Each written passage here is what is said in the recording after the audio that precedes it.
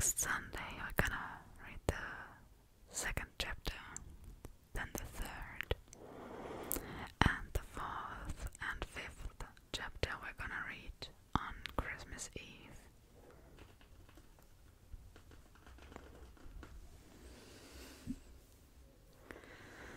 Now, before any confusion comes up, this is the German episode. This book is mainly for the visuals. I've got the actual English text on my phone, and I'm gonna read from my phone, but for the visuals I decided to show you this book. And in the worst case, I'll have to blur the entire video because the text is in public domain. But I don't know about this specific book, so maybe I'll have to blur the video if it gets copyrighted, but I hope not. Okay. This version also comes with a CD, so you can listen to it, but we're not gonna do that.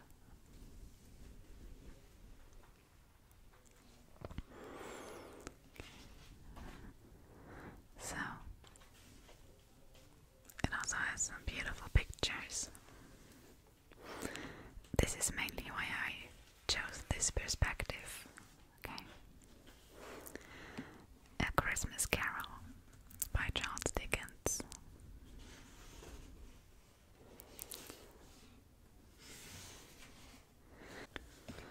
So, we have 5 chapters.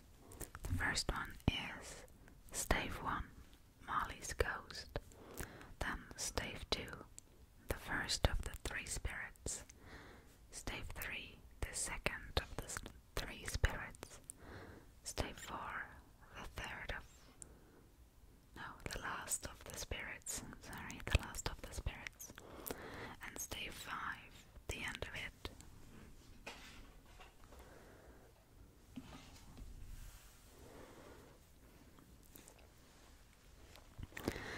This video is gonna be whispered.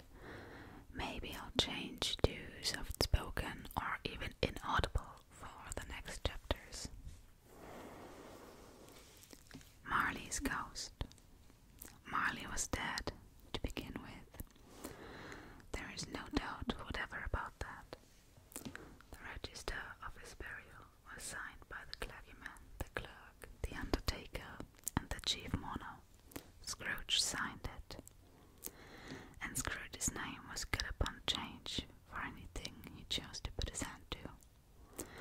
Old Marley was as dead as a doornail. Scrooge knew he was dead. Of course he did. How could it be otherwise? Scrooge and he were partners for I don't know how many years. Scrooge was his sole executor, his sole administrator, his sole assign, his sole residuary legatee, his sole friend, his sole mourner. Scrooge never painted out old Marley's name, however.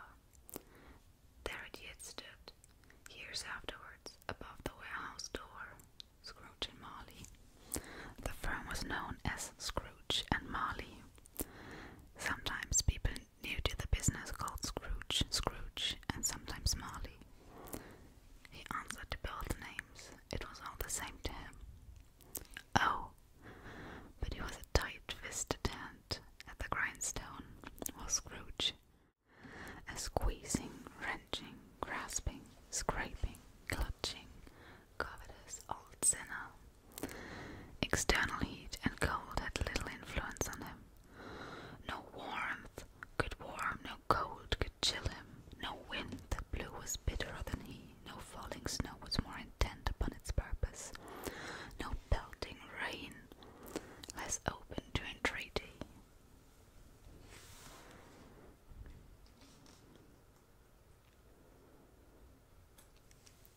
Nobody ever stopped him in the street to say, with gladsome looks, "My dear Scrooge, how are you? When will you come to see me?" No beggars implored him to bestow a trifle. No children asked him what it was o'clock. No man or woman ever once in all his life inquired the way to such and such a place of Scrooge. Even the blind men's dogs appeared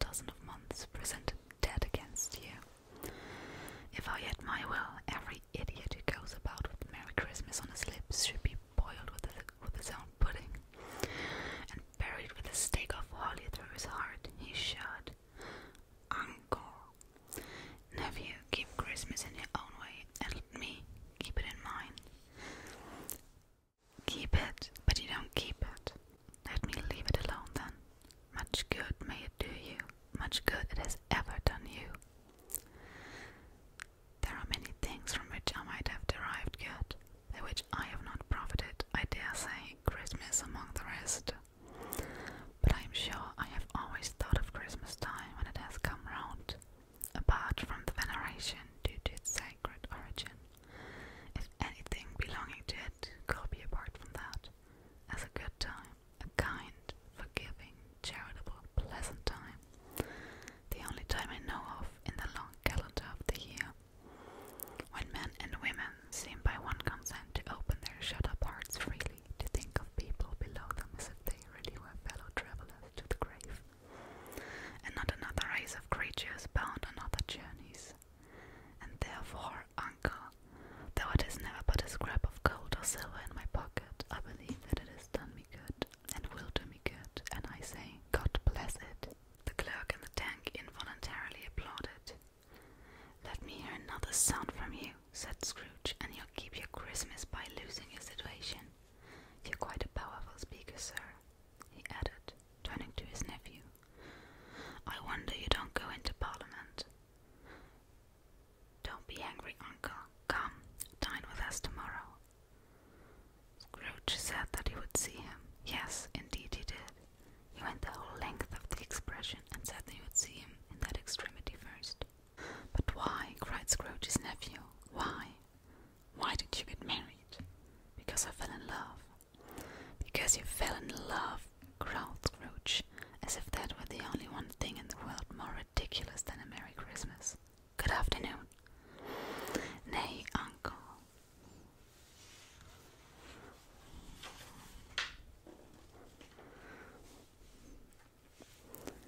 Nay, uncle.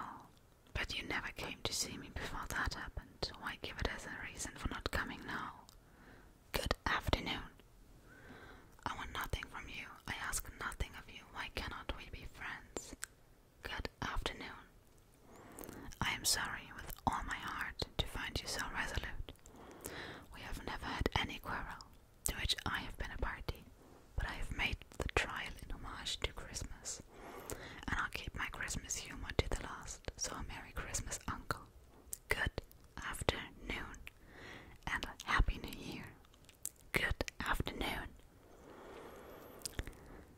His nephew left the room without an angry word, notwithstanding. The clerk, in letting Scrooge's nephew out, had let 2 other people in. They were portly gentlemen, pleasant to behold, and now stood with their hats off in Scrooge's office. They had books and papers in their hands, and bowed to him. Scrooge and Marley's, I believe, said one of the gentlemen, referring to his list. Have I the pleasure of addressing Mr. Scrooge or Mr. Marley? Mr. Marley has been dead these 7 years. He died 7 years ago this very night. At this festive season of the year, Mr. Scrooge, said the gentleman, taking up a pen, it is more than usually desirable that we should make some slight provision for the poor and destitute who suffer greatly at the present time. Many thousands are in want of common necessaries. Hundreds of thousands are in want of common comforts, sir. Are there no prisons? Plenty of prisons, but under the impression of that they scarcely furnish Christian cheer of a mind or body to the unoffending multitude. A few of us are endeavoring to raise a fund to buy the poor some meat and drink, and means of warmth. We choose this time because it is a time of all others when want is keenly felt and abundance rejoices. What shall I put you down for? Nothing. You wish to be anonymous.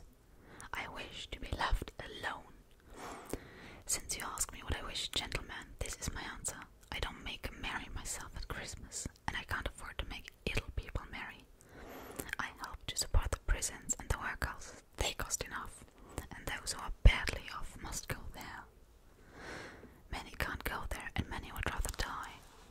If they would rather die, they had better do it and decrease the surplus population. At length, the hour of shutting up the counting-house arrived.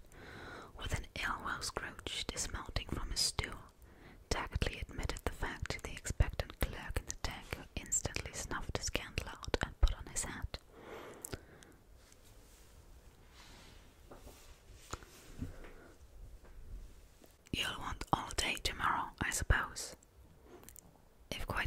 convenient, sir. It is not convenient, and it's not fair. If I was to stop half-a-crown for it, you'd think yourself mightily ill-used, I'll be bound. Yes, sir. And yet you don't think me ill-used when I pay a day's wages for no work. It's only once a year, sir. A poor excuse for picking a man's pocket every 25th of December. But I suppose you must have the whole day. Be here all the earlier next morning. The clerk promised that he would, and Scrooge walked out with a growl. The office was closed in a twinkling, and the clerk, with the long ends of his white comforter dangling below his waist, for he boasted no greatcoat, went down a slide at the end of a lane of boys 20 times in honor of its being Christmas Eve, and then ran home as hard as he could pelt to play at Blindman's Buff. Scrooge took his melancholy dinner in his usual melancholy tavern, and having read all the newspapers, and beguiled the rest of the evening with his banker's book, went home to bed. He lived in chambers which had once belonged to his deceased partner. They were a gloomy suite of rooms in a lowering pile of buildings up a yard. The building was old enough now and dreary enough, for nobody lived in it but Scrooge, the other rooms being all let out as offices. Now it is a fact that there was nothing at all particular about the knocker on the door of this house, except that it was very large. Also that Scrooge had seen it night and morning during his whole residence in that place. Also that Scrooge had as little of what is called fancy about him as any man in the city of London. And yet Scrooge, having his key in the lock of the door, saw in the knocker, without its undergoing any intermediate process of change, not a knocker, but Marley's face. Marley's face, with a dismal light about it, like a bad lobster in a dark cellar. It was not angry or ferocious, but it looked at Scrooge as Marley used to look, with ghostly spectacles turned up upon its ghostly forehead. As Scrooge looked fixedly at this phenomenon, it was a knocker again. He said, "Boo, boo," and closed the door with a bang. The sound resounded through the house like thunder. Every room above, and every cask in the wine merchant's cellars below, appeared to have a separate peal of echoes on its own. Scrooge was not a man to be frightened by echoes. He fastened the door and walked across the hall and up the stairs, slowly too, trimming his candle as he went.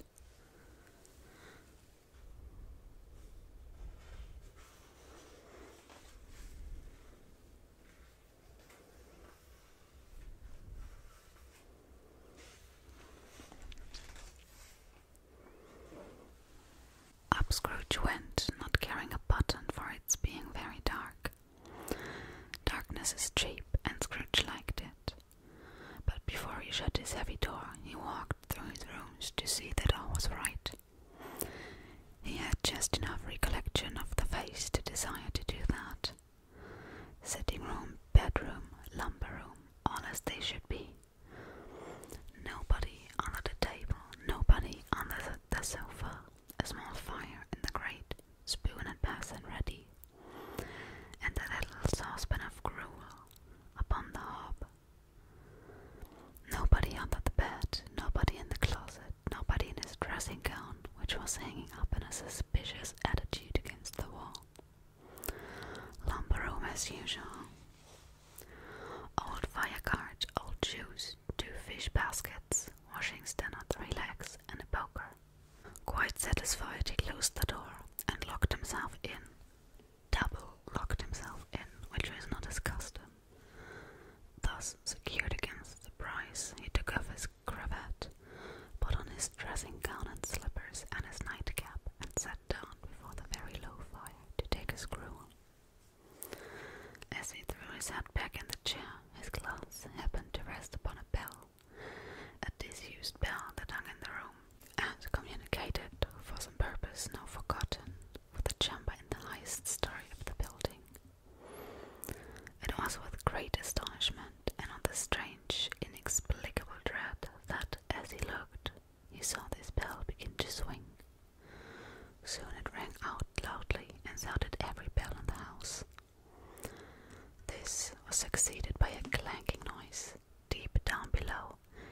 as if some person were dragging a heavy chain over the casks in the wine merchant's cellar. Then he heard the noise much louder on the floors below, then coming up the stairs, then coming straight towards his door.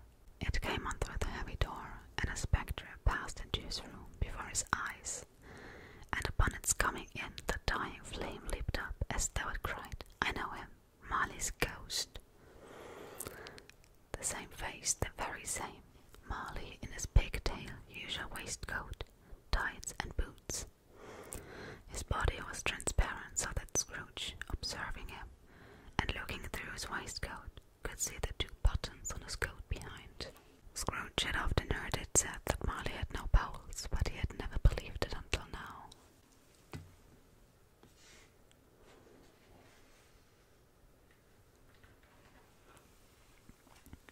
No, nor did he believe it even now.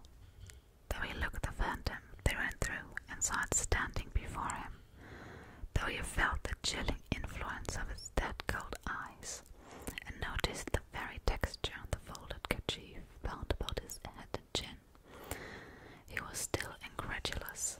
"How now?" said Scrooge, caustic and cold as ever. "What do you want with me?" "Much." Marley's voice, no doubt about it.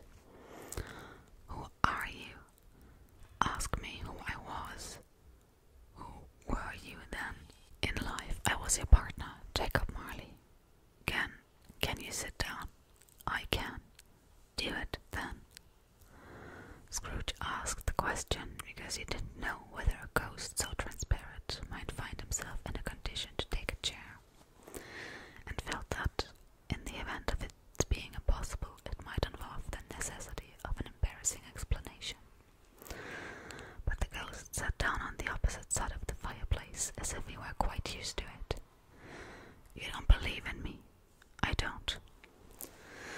"What evidence would you have of my reality beyond that of your senses?" "I don't know." "Why do you doubt your senses?" "Because a little thing affects them. A slight disorder of the stomach makes them cheats. You may be an undigested bit of beef, a blot of mustard, a crumb of cheese, a fragment of an underdone potato. There's more of gravy than of grave about you, whatever you are." Scrooge was not much in the habit of cracking jokes, nor did he feel in his heart by any means waggish then. The truth is that he tried to be smart as a means of distracting his own attention and keeping down his horror.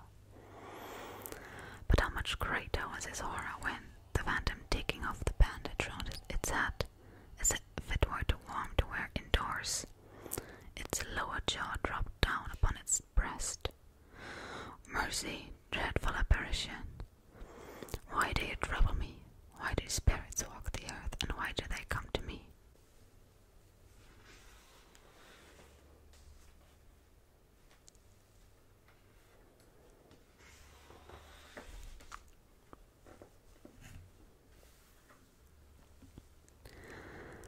It is required of every man that the spirit within him should walk abroad among his fellow men, and travel far and wide, and if that spirit goes not forth in life, it is condemned to do so after death. I cannot tell you all I would. Very little more is permitted to me. I cannot rest, I cannot stay, I cannot linger anywhere. My spirit never walked beyond our counting house. Mark me. In life my spirit never roved beyond the narrow limits of our money-changing hole, and weary journeys lie before me. 7 years dead, and travelling all the time, you travel fast. On the wings of the wind, you might have got over a great quantity of ground in 7 years. Oh, blind man, not to know that ages of incessant labour by immortal creatures for this earth must pass into eternity, before the good of which it is suspectable is all developed. Not to know that any Christian spirit working kindly in its little sphere, whatever it may be, will find its mortal life too short for its vast means of usefulness. Not to know that no space of regret can make amends for one's life opportunities misused. Yet I was like this man, I once was like this man. But you are always a good man of business, Jacob, faltered Scrooge, who now began to apply this to himself.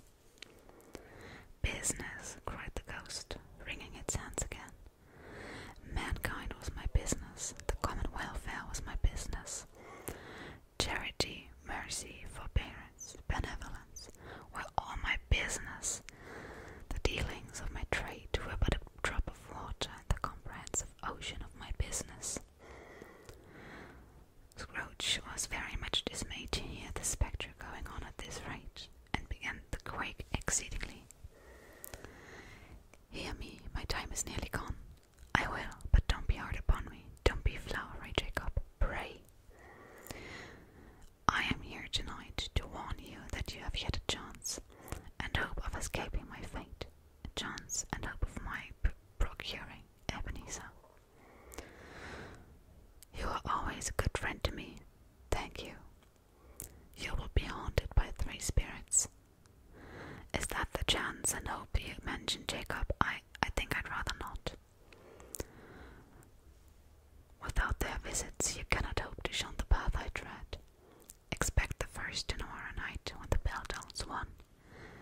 Expect the second one the next night at the same hour. Third upon the next night when the last stroke of 12 has ceased to vibrate.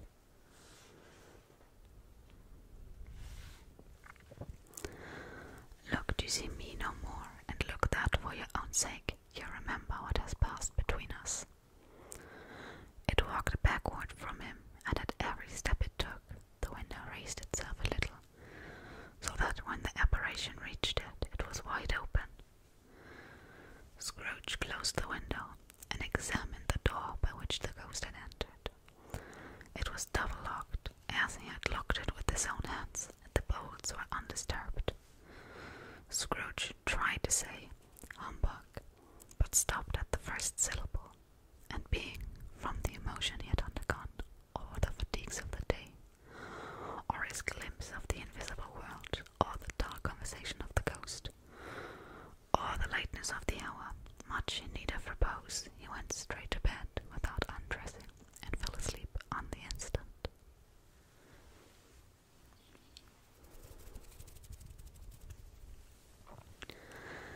That was the first chapter of A Christmas Carol.